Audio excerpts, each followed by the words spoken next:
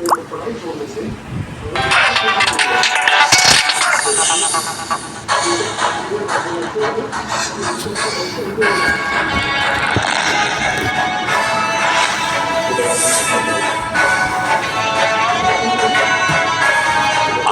रहे हैं TT national, देश का पहला चैनल, देश का अपना चैनल।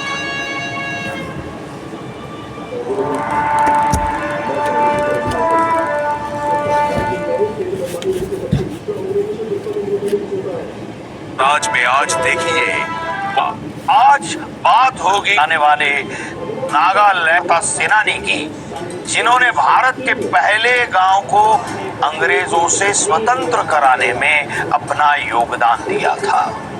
उनका नाम है पोस्पुई स्वरूप।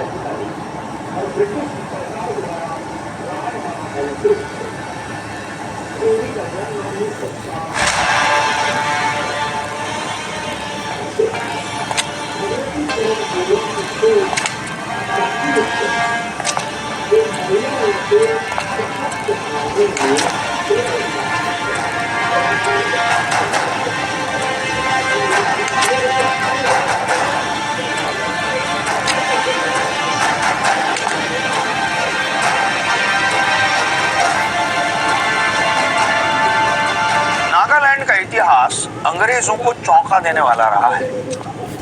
अपने सर काटने के लिए मशहूर प्रभाव से इतने तबांग थे। अंग्रेज यहाँ जब भी नजर उठाते, नागा उन्हें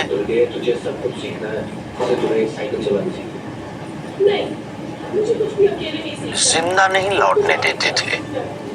इनके इसी जुझारू जज्बे की वजह से इन्हें हेड हंटर्स भी बुलाया जाता था।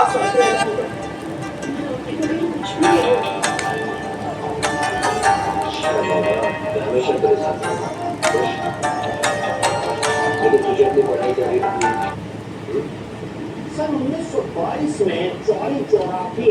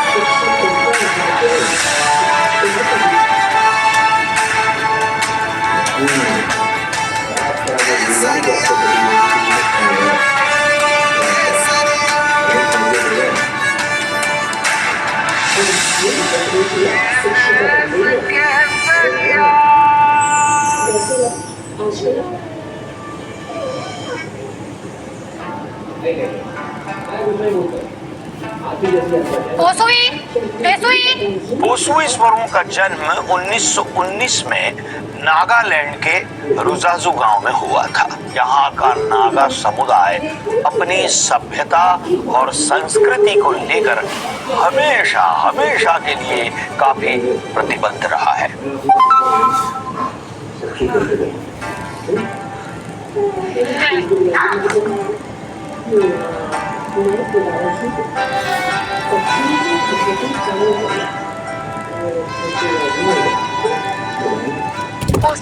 वो वर्दी वाले फिर आ गए। उनकी झंडे थोड़े अलग है ना, तो इतना क्यों चल रहा है? नहीं तो, लेकिन मजा आ रहा है।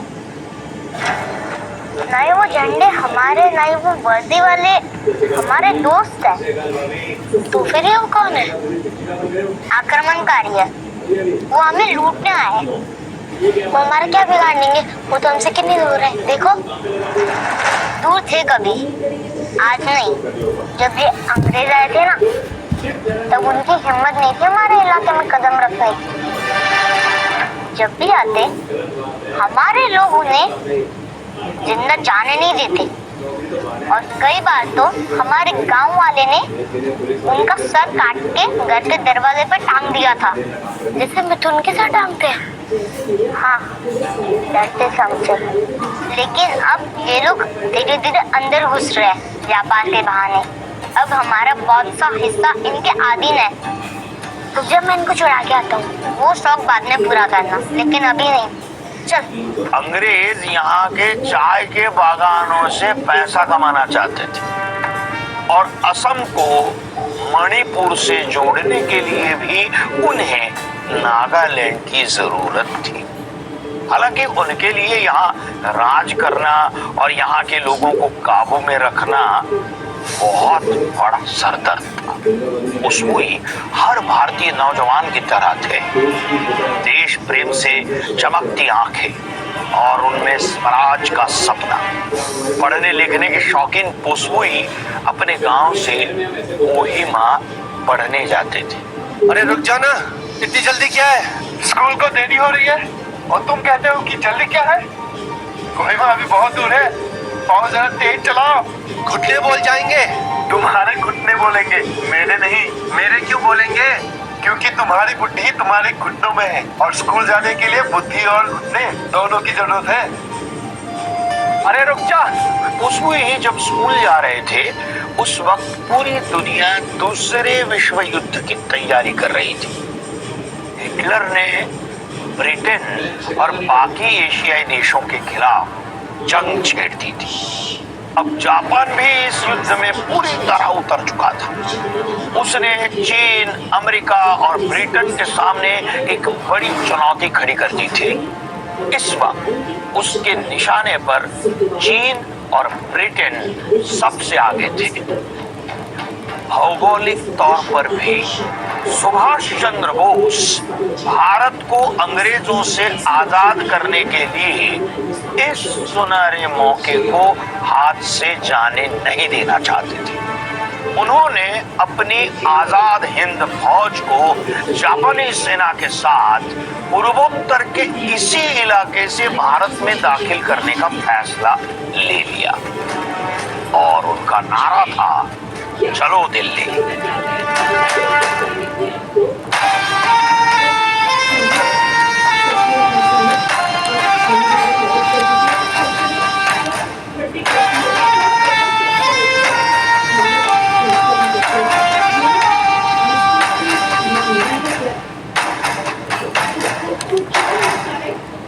क्यों, क्या हुआ?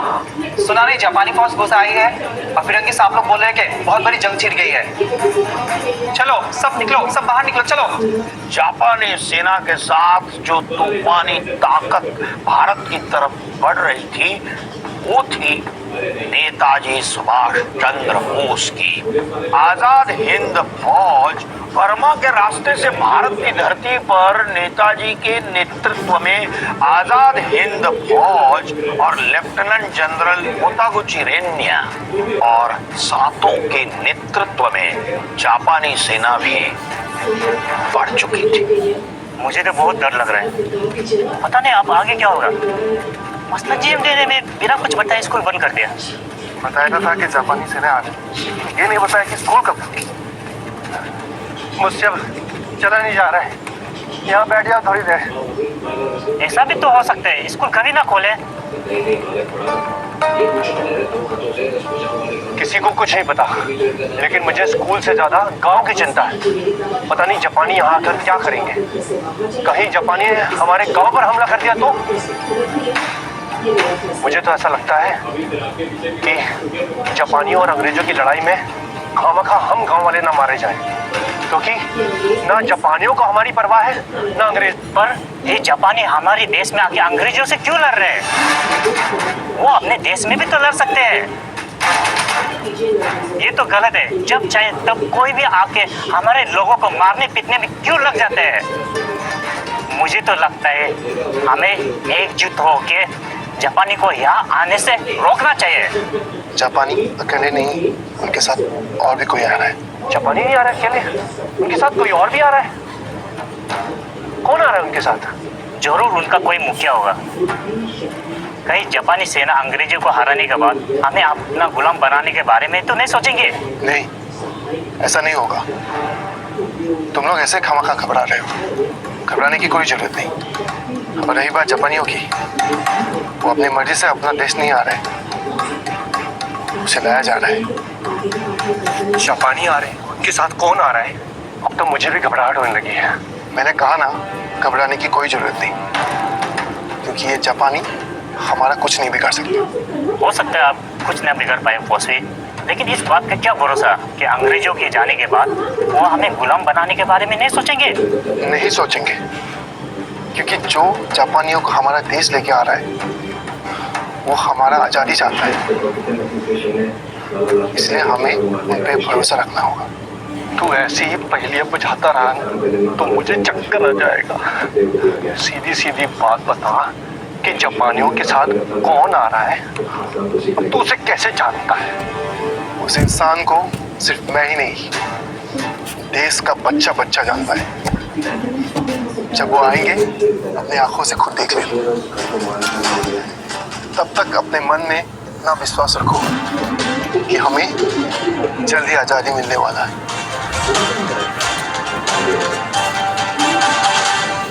लेकिन इसका मतलब ये नहीं कि हमें अपने हाथ पे हाथ रख के बैठना है। ये जंग हमारी है, हमें इस जंग के लिए तैयार होना है। हो सकता है उन्हें हमारी जरूरत पड़े, तब हम सभी को उनको मदद करना होगा, क्योंकि ये देश हमारा है, जापानियों का नहीं। इसीलिए आज़ादी की लड़ाई में जितने लोग अपने सहयोग देंगे, आज़ादी की डोर उतनी ही मजबूत होती जाएगी। नेताजी की दृष्टि बिल्कुल साफ थी और उन्होंने जापानी नेतृत्व को भी ये साफ कर दिया था कि भारत की भूमि पर जो भी क्षेत्र स्वाधीन कर लिया जाएगा, वहां केवल एक ही देश का झंडा लहराएगा और वो होगा भारत का। इस तरह आजाद हिंद फौज ओसुई के गांव रुजाजू तक पहुंच गई।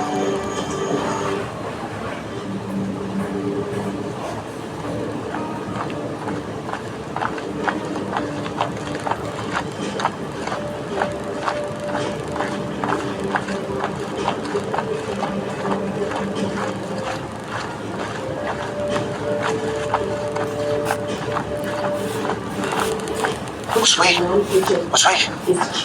तो क्यों से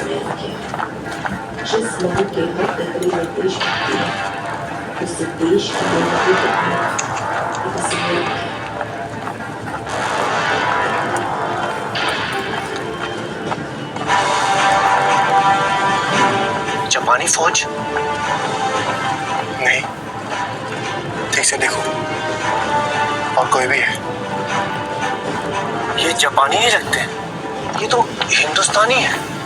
ये हिंदुस्तानी फौज जापानी फौज के साथ क्या कर रही है?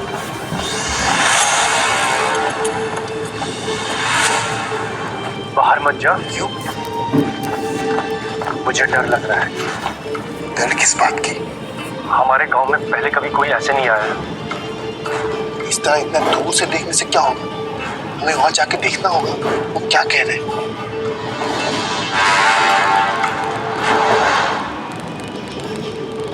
भैया, मैंने कहा था ना, जापानियों के साथ कोई और भी आ रहा है।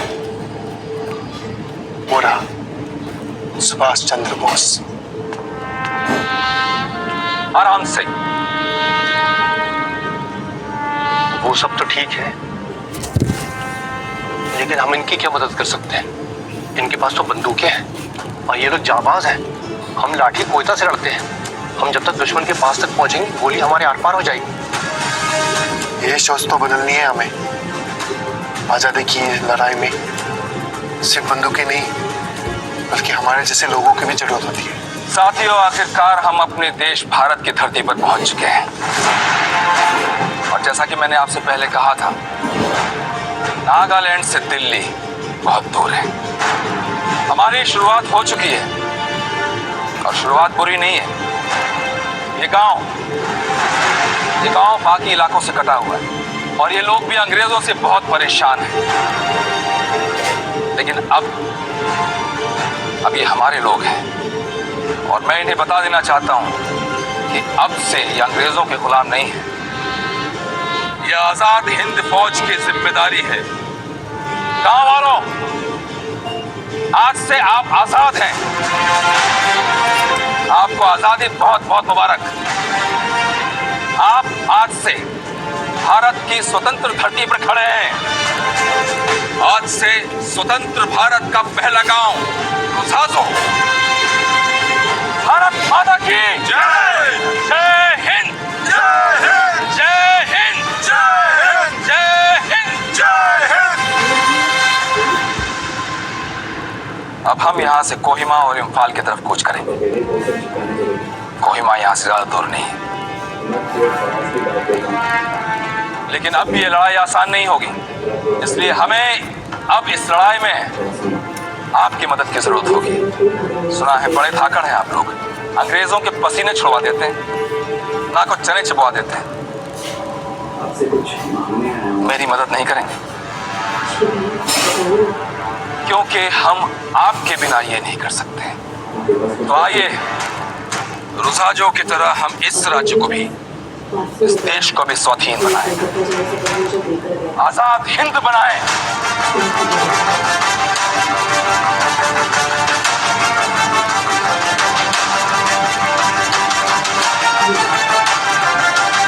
क्या आप लोग मेरी बात को समझ पा रहे हैं?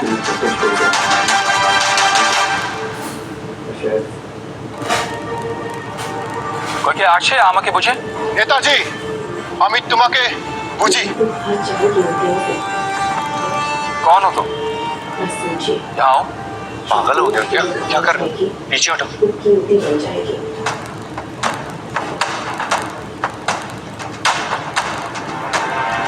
तुम्हारा नाम क्या है नौजवान? पोसुई सोरो। अपने बंगला जाने। हिंदी भी थोड़ी थोड़ी आती है। वाह। तो आज हमें अपना पहला बहादुर नागा साथी मिला है, पोसवी।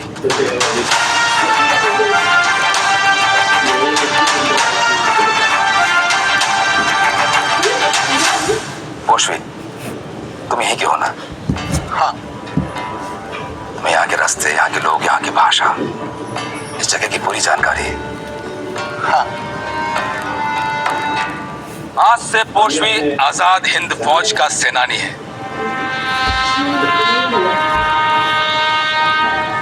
पोशवी, तुम यहाँ की भाषा भी जानते हो और हमारी भी, इसलिए तुम तो भाषी हो। हमारी मदद करोगे? याबे मोनो का होशी।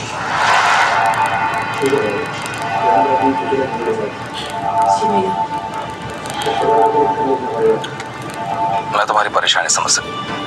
मुझे तुम्हारी मदद की जरूरत है। हमारी मदद करोगे? हमारे लिए खाने का इंतजाम कर सकते हो, गांव वालों से कह के।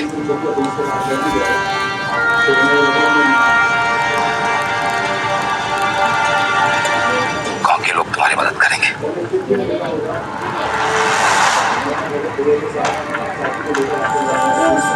मैं समझ सकता हूं इन जापानी लोगों का लहजा तुम्हें खटक रहा है, लेकिन तुम विश्वास रखो, इनमें से किसी ने भी अगर तुम लोगों के ऊपर बुरी नजर डाली, अपने हाथों से गोली मार दूंगा। और मैं तुम्हें जुबान देता हूं, इनकी तरफ से तुम्हें कोई तकलीफ नहीं होगी, कभी भी नहीं। सारा नियंत्रण मेरे हाथ में है और मेरा वादा है तुमसे, तुम सब लोग सुरक्षित रहोगे।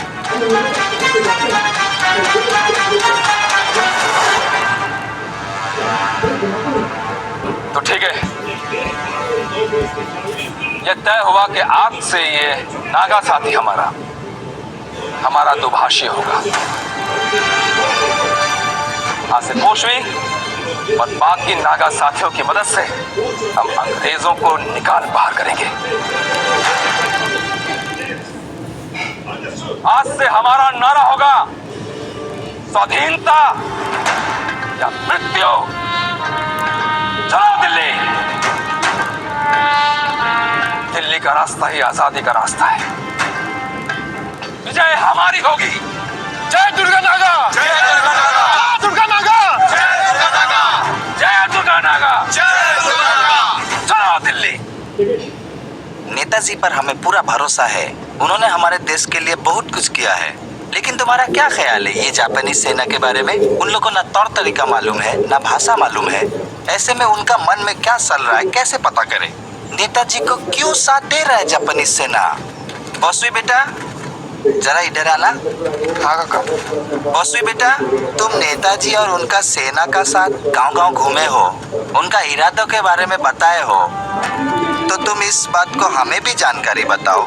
जापानी सेना क्यों नेताजी को साथ दे रहे? काका, आप अकेले नहीं हो जिसके दिमाग में ये सवाल बैठा है। आपके जैसा कई और है। दरअसल पूरी दुनिया में एक बड़ा महायुद्ध छिड़ गया है जिसमें पूरी देश शामिल है। नेताजी उन देशों को अपनी तरफ करना चाहते हैं जो अंग्रेजों के खिलाफ है, ताकि हम उनकी मदद कर पाए और वो हमारी। काका, सिर्फ यही नहीं, मुझे और भी कुछ पता चला है। वो अंग्रेज नागालैंड को कब्जा करके मणिपुर और आसाम को एक करना चाहते हैं ताकि उनकी व्यापार को सुविधा मिले। लेकिन काका, आजाद हिंद फौज उनकी ये सपना को पूरा करने नहीं देंगे। मुझे पता था नेताजी ने बहुत बड़ा सोचा होगा। ऐसे बड़े और महान लोग की सोच भी बड़ी होती। चलो अच्छा है, हमारा मन का भ्रम दूर हो गया।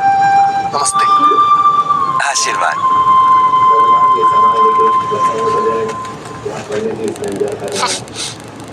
Damn these mosquitoes! इतने सारे मच्छर। ये जगह बीमारियों का घर है। लेकिन बीमारी और मच्छरों से ज्यादा डर इन जापानीज लोगों से है। क्या यहाँ के लोकल लोग भी इनके साइड से हैं? यस, यहाँ के लोकल्स वैसे ही हमारे लिए सिर्फ दर्द है।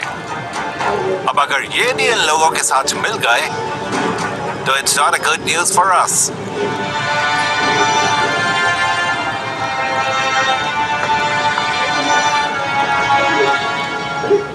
जापानीज कोहिमा पहुंच रहे हैं। जल्दी हम पर हमला करेंगे। और उसका क्या सर? क्या नाम है उसका? सुभाष चंद्र बोस। सुना है वो अपनी सेना बढ़ाई जा रहा है। वो तो सिर्फ बड़ी बड़ी बातें करता है। कहने को वो एक लीडर है, बट उसका असली कमांड उन जापानीज के हाथ में है। They are mistaken. These Japanese are no angels.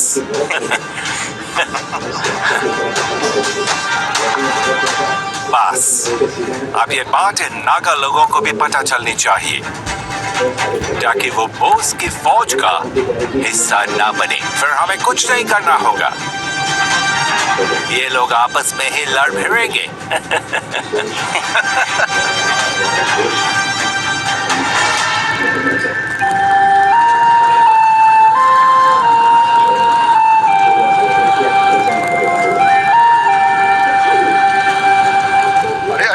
संभाल कर तेल है ये। वैसे इधर आओ थोड़ा। अरे मेरे पास समय नहीं है, ये सारा सामान मेस पहुंचाना है। लाइए मुझे। खुश रहो बेटा, तुम सच में बड़े मेहनती हो। और दिलेर भी।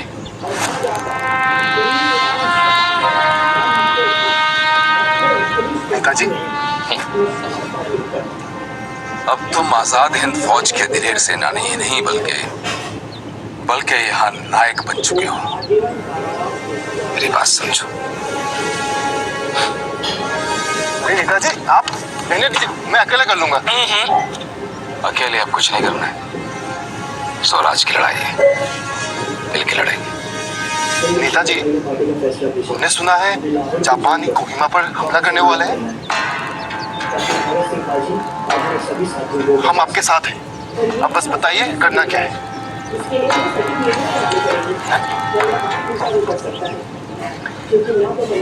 भाई तुम नागाओं की वजह से तो हमारी लड़ाई आज यहाँ तक पहुंची। आज आजाद हिंद फौज ने यहाँ जो इतना बड़ा बेस बनाया है वो सिर्फ तुम लोगों की मदद से और सहयोग से, वरना हम कहाँ खड़े हो पाते। लेकिन अभी तुम्हारे सहयोग की और जरूरत है, सिर्फ मुझे नहीं, इन जापानियों को भी। तुम सिर्फ एक दुभाषी नहीं, तुम दुभाषी के साथ साथ एक स्वतंत्रता संग्राम के सेनानी बन चुके हो, धीर सेनानी, हमारे आजाद हिंद फौज के पहले नागा सेनानी। मैं तो बस इस रजाजों का एक सपूत हूँ नेताजी। मैं बस अपना गांव को आजाद देखना चाहता हूँ। फौज भी तो हमारे आशाओं का, हमारे सपनों का प्रतिबिंब। मैं जापानी, ये फौज आज है कल नहीं रही, लेकिन हमारी संघर्ष की कहानी सुनाने के लिए तुम रहो।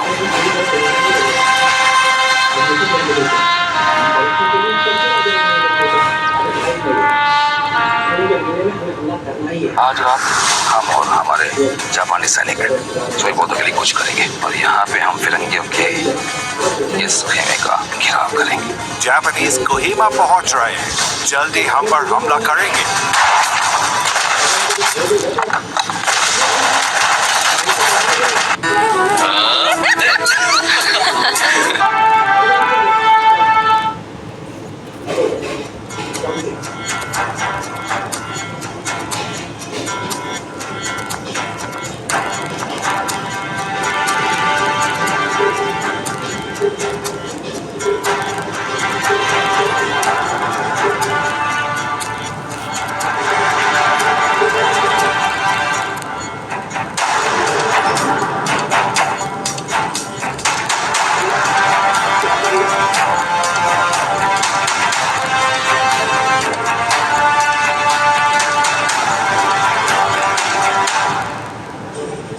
क्या लगता है ये लोग जीत पाएंगे?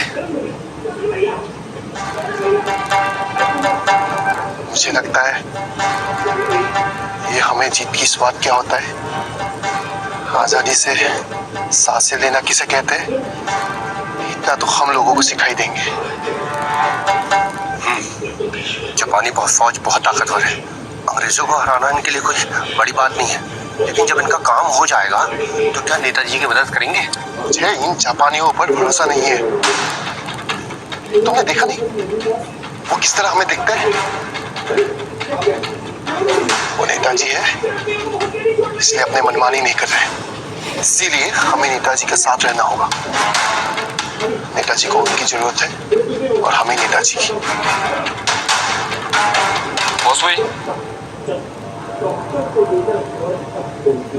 तुम लोगों ने खाना खाया?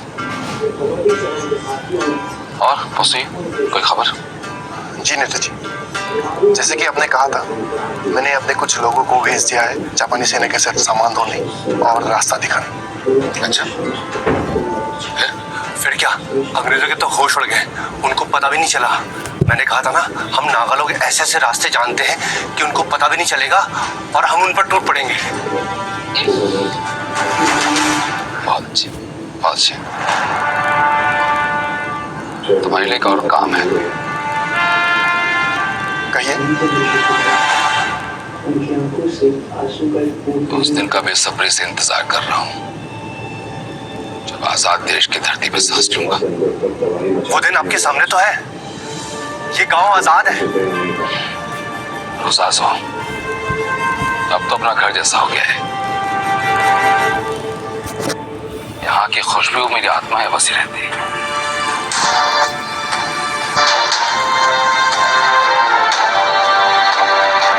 लेकिन खतरा अभी तक टला नहीं है। अंग्रेज यहीं आसपास और देश अभी भी गुलाम है। मेरे पास एक योजना है।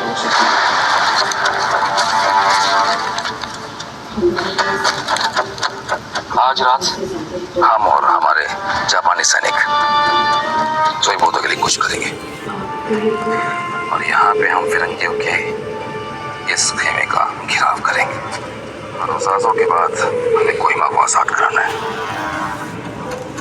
यहाँ हमला करके हम लोग पूर्वोत्तर से फिरंगियों को पूरी तरह से हटा देंगे। इस हमले के बाद अंग्रेज यहाँ टिक नहीं पाएंगे। लेकिन परेशानी यह है कि यहाँ का रास्ता हमारे लिए बिल्कुल नया है। हमारे लोग इन रास्तों के बारे में नहीं जानते और तुम्हारे गांव वालों ने यह कहा है कि रात को ये रास्ता और खतरनाक हो जाता है। तो मैंने सोचा कि सोचने का क्या है? हम दोनों को ये रास्ता पता है ना? बिल्कुल पता है। हम दोनों यहाँ का चप्पा चप्पा पता है। हम रात में क्या नींद में भी जा सकते हैं वहां पे। हाँ, लेकिन इस बार जान का खतरा कुछ ज्यादा ही है। नेताजी, आप नहीं जानते, हम नागा लोग अपने दुश्मनों के सर काटकर अपने घर पे सजाते हैं। हम डरते नहीं किसी से। ले जाएंगे आपके फौजियों को। आप बस बताइए कब। क्या बात, तुम दो नौजवानों की तरह इस देश के नौजवान हो जाए तो यहाँ अंग्रेज एक दिन भी नहीं टिक सकते। 1 घंटे में निकलने की तैयारी करो। जय हिंद। मेरे भाई, जीत के लौटना।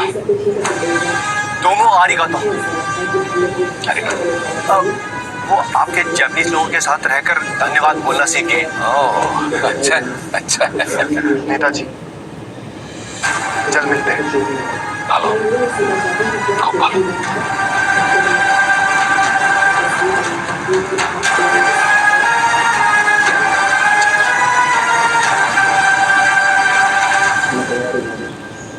मैं अंग्रेजों को सबक सिखाना चाहता हूँ।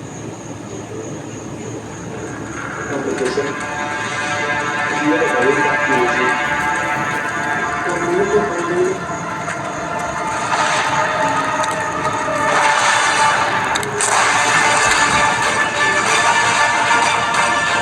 आवाज क्या थी? लगता है कोहिमा में जंग छिड़ गई है। इग्रिसु, सोरे राव क्रुसु। चलो, जिन्हें तो जाना है, जल्दी चलो।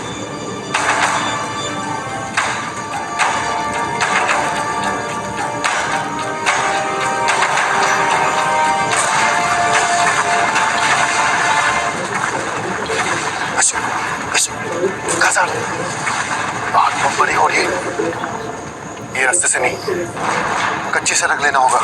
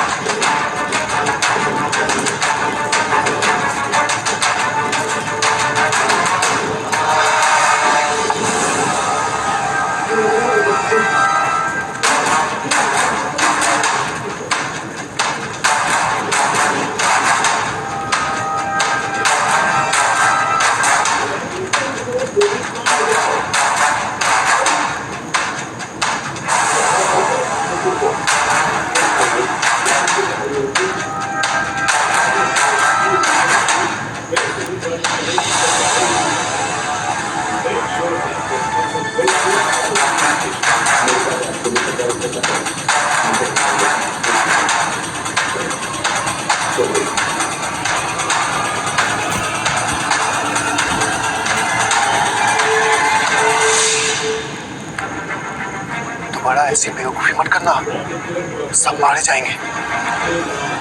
माफ करना, ध्यान नहीं दिया था। पगडंडी की रास्ता। पगडंडी का रास्ता बहुत खतरनाक है।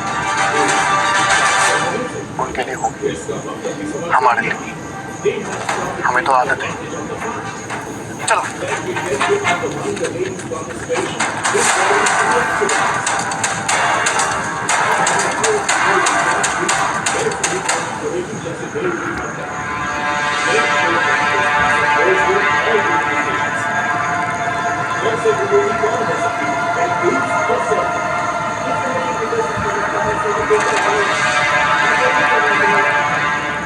लौटना पड़ेगा।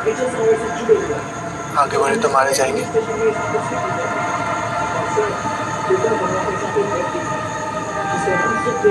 चलो चलो।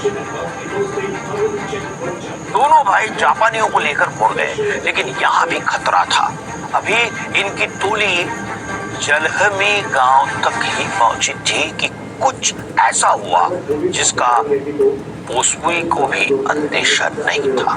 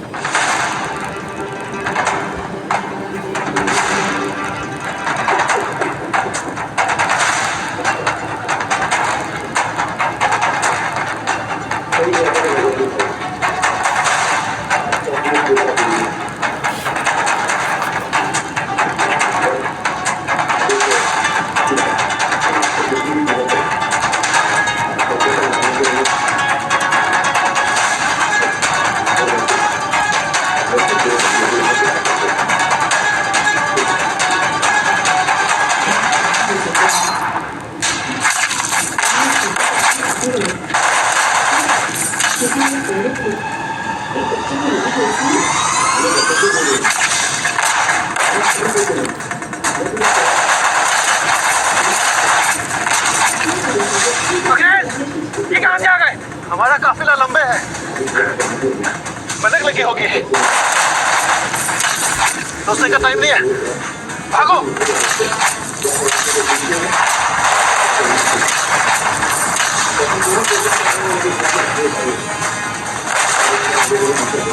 तू जा जंगल की तरफ, मैं आ रहा हूँ। तुम भी चलो। सब लोग संभाल के चलो, जंगल की तरफ।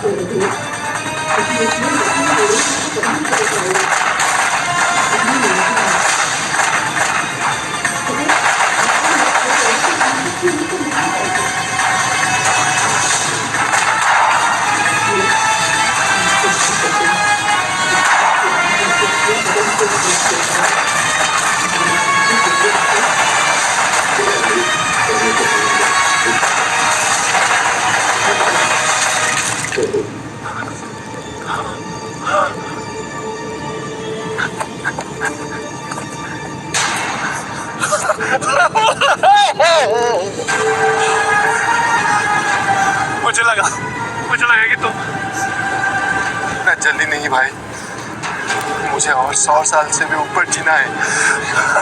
हाँ, सब लोग उस तरफ। पोसुई और बेसुई के लिए खतरे का ये खेल न पहली बार था न आखिरी। शाबाश शाबाश शाबाश शाबाश। तुम दोनों को जिंदा देख के सच में बहुत खुशी हो रही है। अब मैं चलता हूं।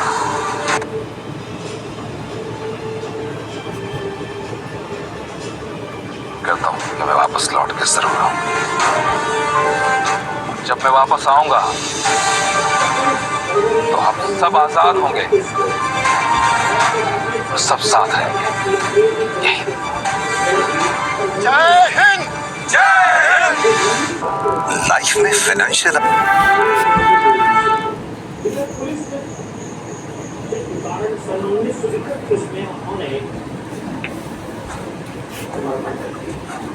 काका और ये लो भैया। 3 साल तक जेल में, 3 साल तक। फिर से निकलने के बाद वो दिल्ली में कांग्रेस अध्यक्ष। महिलाओं और बच्चों के कल्याण के लिए महिला शक्ति संघ का भी गठन किया। अपने जीवन का 25 क्षण देश की सेवा में समर्पित करने वाली इस कर्तव्य सन 1999 भैया तुम जाके सो जाओ। नहीं, मुझे नींद नहीं आ रही। नींद तो मुझे भी नहीं आ रही।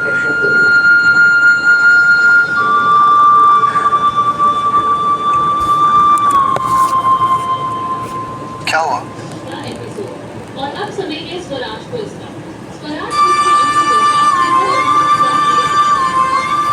आज एक पल के लिए मुझे ऐसा लगा जैसे मैंने तुम्हें हमेशा के लिए खो दिया हो। मैं बहुत डर गया था बसु। मैं भी डर गया था। मुझे लगा इन जंगलों का रास्ता सिर्फ हमें पता है और किसी को नहीं। लेकिन अंग्रेजों ने पगडंडी के रास्ते में छावनी डाल दी और हमारे साथे में पकड़ रखी।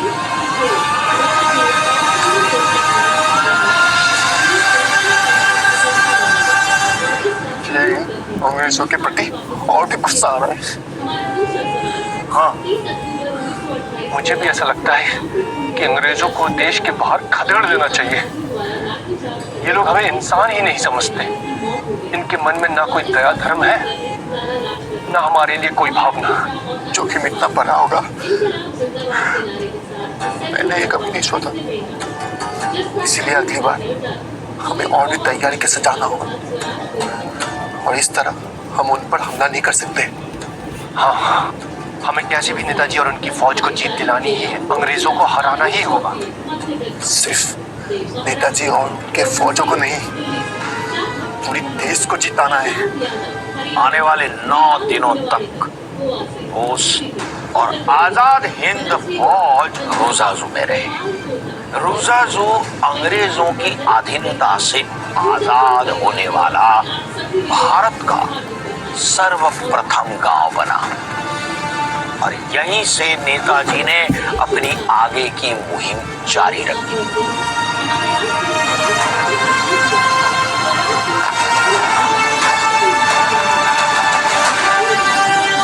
अफसोस कि इम्फाल और कोहिमा में नेताजी और जापानी फौज को वो सफलता नहीं मिली जो रोजाजू में मिली थी। लेकिन फिर भी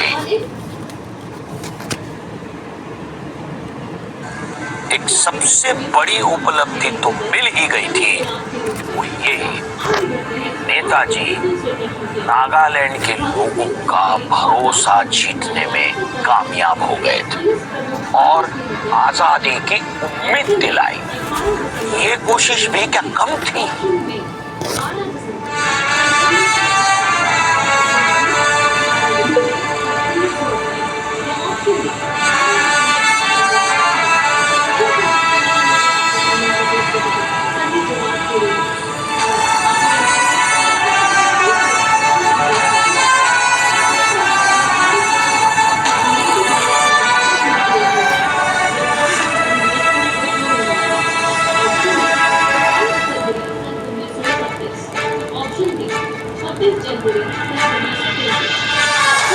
आप लोगों ने जो प्यार जो सहयोग दिया है,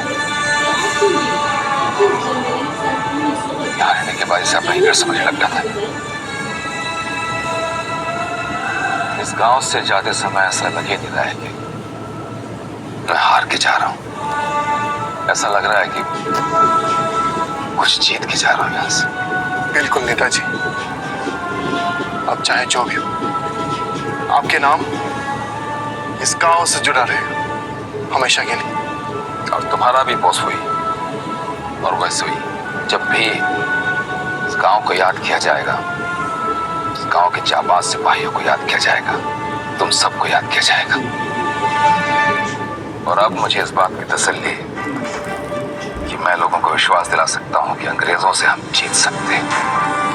आजादी मुमकिन है, आज नहीं तो कल। हमारी कोशिश कामयाब होगी। तुम जैसे बहादुर लोगों के साथ इस देश में सब कुछ हमारा होगा।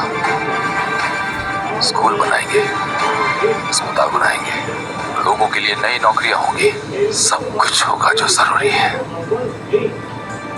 अब मैं चलता हूं, लेकिन वादा करता हूं कि मैं वापस लौट के जरूर आऊंगा।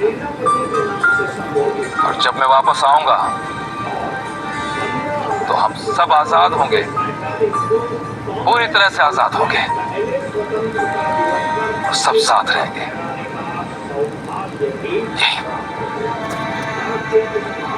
जय हिंद, जय हिंद, जय हिंद, जय हिंद।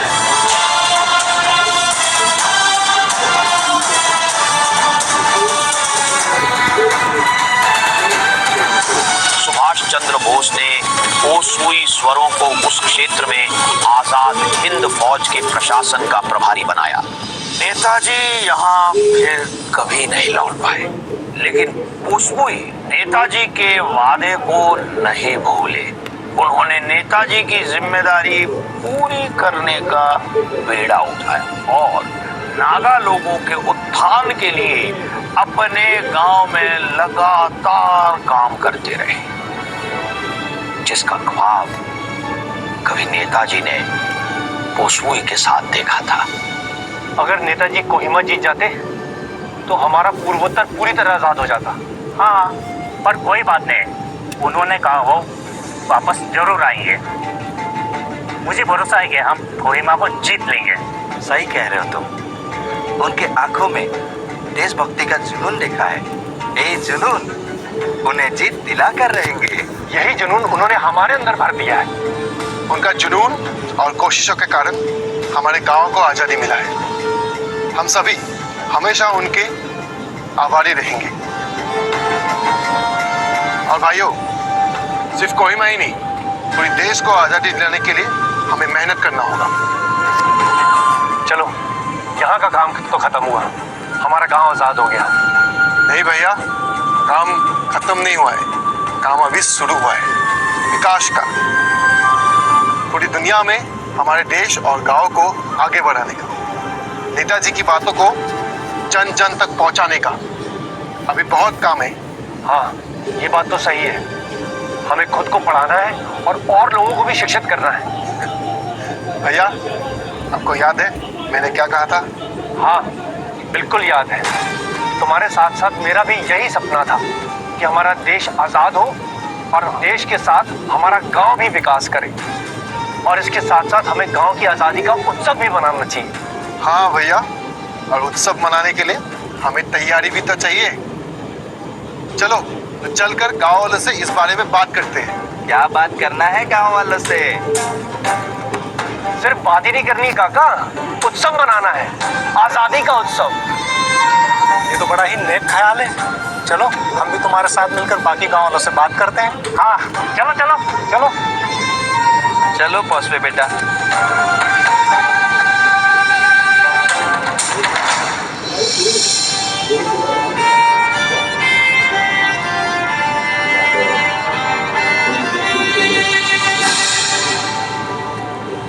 इन हवाओं में आज भी गूंज है उस ललकार की जो नेताजी के साथ मिलकर नागा लोगों ने लगाई थी, स्वाधीनता या मृत्यु। और ये याद करते ही उनका सीना गर्व से फूल जाता है। आजादी के अमृत महोत्सव में बोसोई स्वरों को हमारा शत शत नमन। अगली कड़ी में देखिए बाबा राघव दास की महान गाथा। मेरे अपने अंग्रेजों के शोषण के कारण मर रहे हैं, इसलिए मुझे तो लड़ना होगा। 2 साल का बच्चा है तुम, पर समझदारी एकदम बड़ों वाली है तुझमें। भले ही बाहर से तुम शांत दिखते हो, पर तुम्हारे भीतर अत्यधिक आग है। राघवेंद्र पाछा बोलकर। राघव दास हम लोगों के लिए वो बहुत बड़ा खतरा साबित हो चुका है। उसकी स्पीच से इंस्पायर होकर लोगों ने हमारे गुड्स को बॉयकॉट कर दिया है। श्रेय के पद पर खड़े होकर प्रत्येक मानव बंधु की मुक्ति के लिए सहायता करनी होगी। सब कुछ सच सच बता दो। What does Mr. Gandhi plan to do in Purvanchal? अपने स्वराज, अपने अधिकार के लिए हमेशा लड़ते रहना। वंदे मातरम। आपसे हमारा स्वराज लेकर आएंगे।